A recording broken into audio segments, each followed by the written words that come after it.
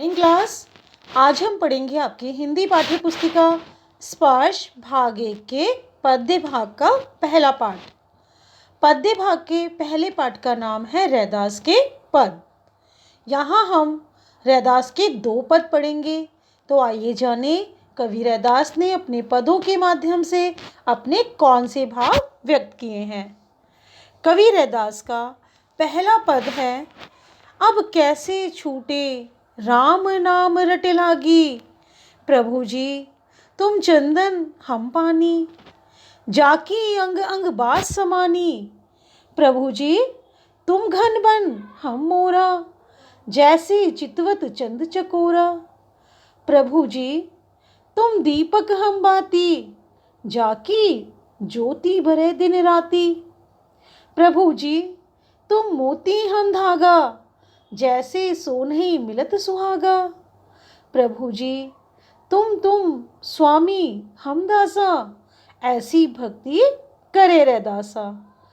तो बच्चों, यहाँ कवि रैदास के प्रथम पद की व्याख्या करने से पूर्व हमें यह जानना आवश्यक है कि कवि रैदास निर्गुण भक्ति के समर्थक थे।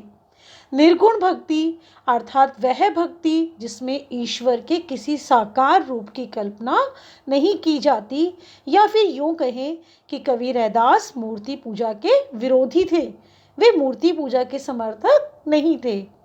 तो अभी हमने कवि रैदास के प्रथम पद को पढ़ा।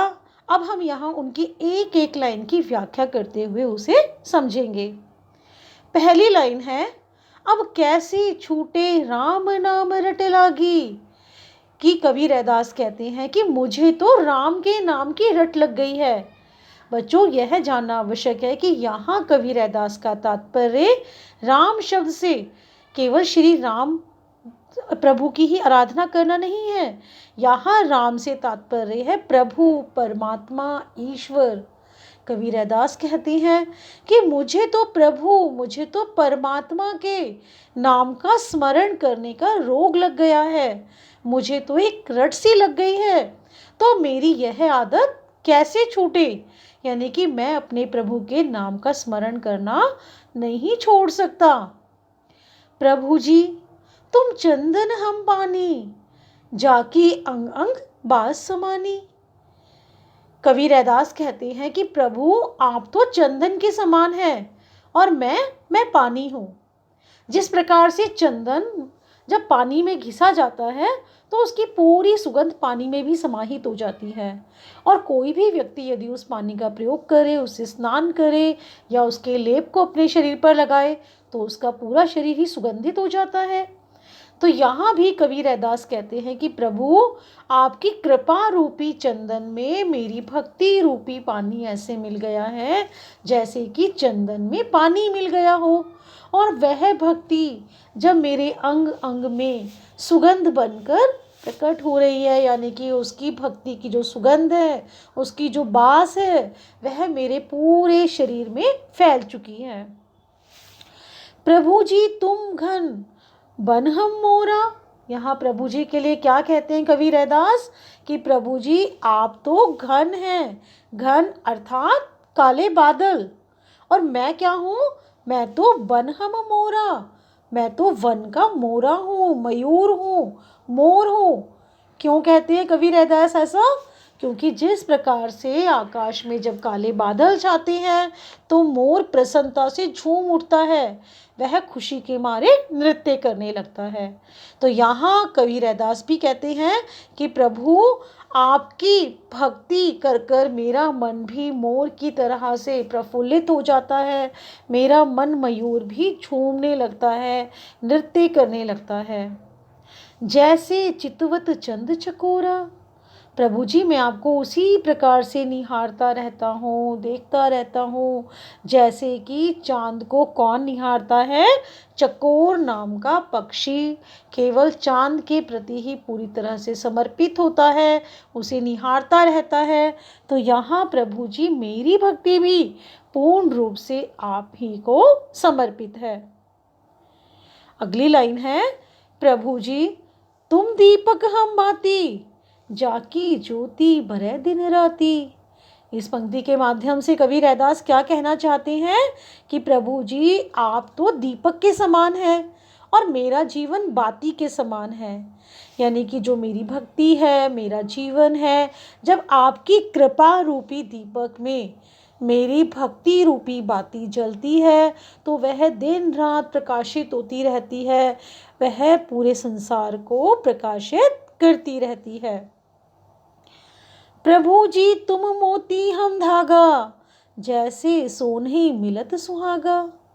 इस पंक्ति के माध्यम से कवि रैदास अपने भावों को व्यक्त करते हुए कहते हैं कि प्रभु जी आपकी कृपा, आपका जीवन तो मोती के समान बिल्कुल चमकदार है, मोती के समान बहुमूल्य है और मैं धागा बनकर आपकी उस चमक को, आपकी उस कृपा को अपने अंदर पिरो लेना चाहता हूँ।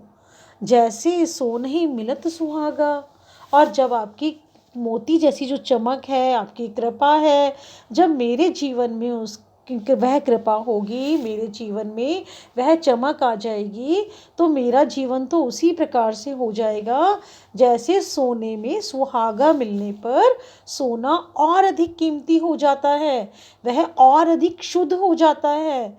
तो प्रभु जी जब आपकी भक्ति रूपी, जो आपकी कृपा रूपी चमक मेरे जीवन में समाहित होगी तो मेरे जीवन की जो कुछ अशुद्धताएं हैं वे भी दूर हो जाएंगी और मेरा जीवन भी सोने के समान चमकदार हो जाएगा। प्रभु जी तुम स्वामी हम दासा, ऐसी भक्ति करे रैदासा। अंतिम पंक्ति के माध्यम से कवि रैदास कहते हैं कि प्रभु जी आप तो मेरे स्वामी हैं और मैं आपको स्वामी मानते हुए ही जीवन भर आपकी भक्ति करना चाहता हूँ। मैं तो एक तुच्छ सा आपका दास हूँ, तो मैं आपकी भक्ति दास के रूप में करना चाहता हूँ।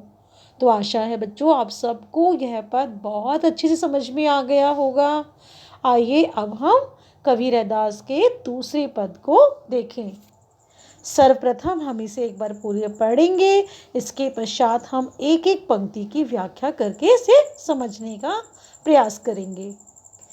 ऐसी लाल तुझ बिन कौनु करे, गरीब निवाजो गुसैया, मेरा माथे छत्रु धरे। जाकी छूती जगत को लागेता, पर तू ही ढरे। नीच हो ऊंच करे, मेरा गोविंदु, काहू ते न डरे।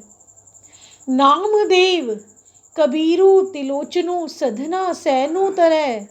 कही रविदासु सुनाओ रे संतो, हरि जीव ते सभय सरे।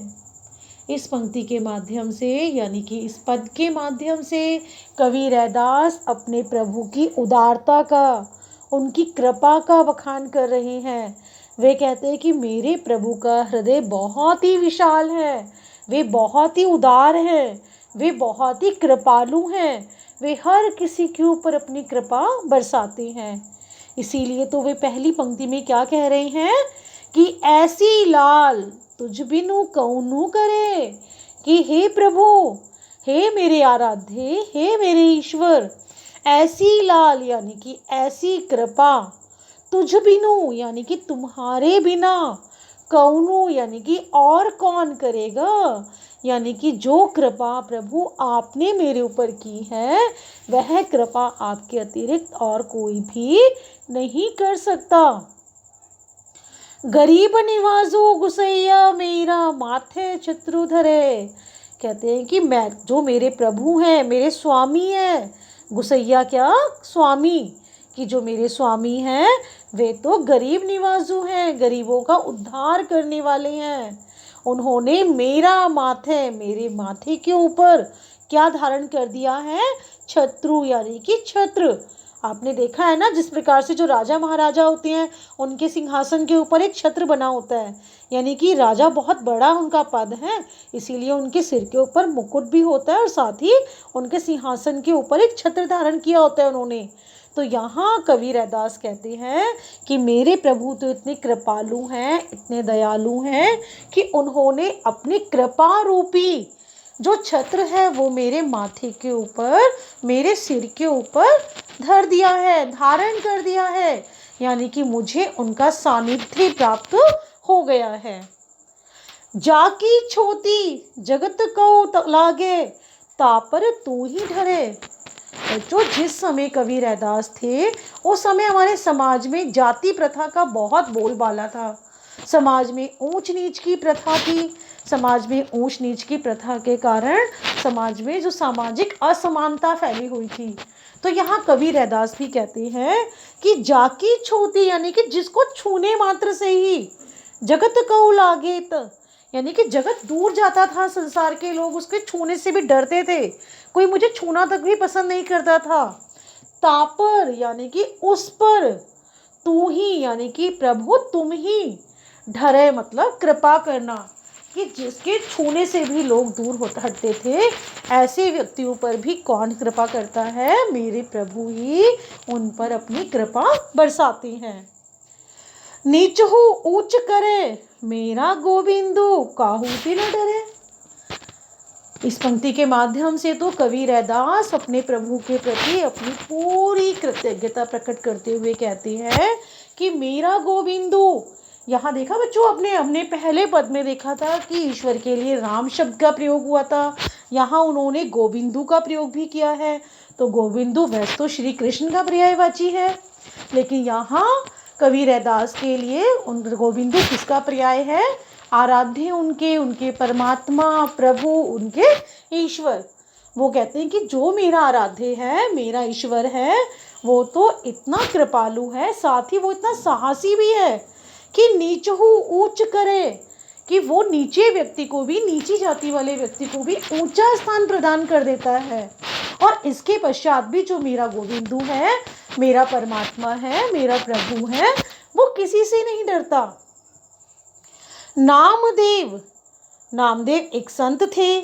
कबीरू जुलाहे थे। तिलोचनु जो कि एक साधारण व्यक्ति थे। सधना एक कसाई था। और सैनु एक नाई था।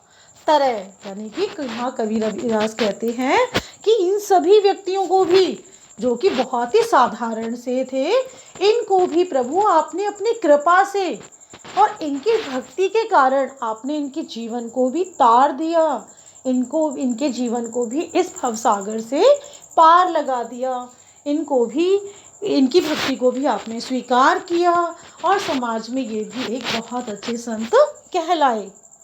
कही रविदासु सुनहु गुण संतो। यहाँ बच्चों आप देख रहे हैं कि रविदास कहते हैं।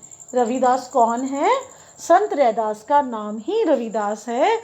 यानी कि संत रैदास, कवि रविदास कहते हैं कि सुनहु रे संतो, कि हे सभी संतों, सभी साधुओं, तुम सभी मेरी बात सुनो कि हरि जीवते सभी सरे, कि जब जिसके ऊपर भी हरि की कृपा होती है, हरि का जिसके ऊपर भी हाथ होता है, जिसको भी उनका सानिध्य प्राप्त होता है, उन सबका जीवन तो उनकी कृपा से तर जाता है। सभई सरे, सभई मतलब सब कुछ, सरे मतलब संभव हो जाता है कि प्रभु की कृपा से, प्रभु के सानिध्य में तो, मेरे प्रभु के सानिध्य से सब कुछ संभव है।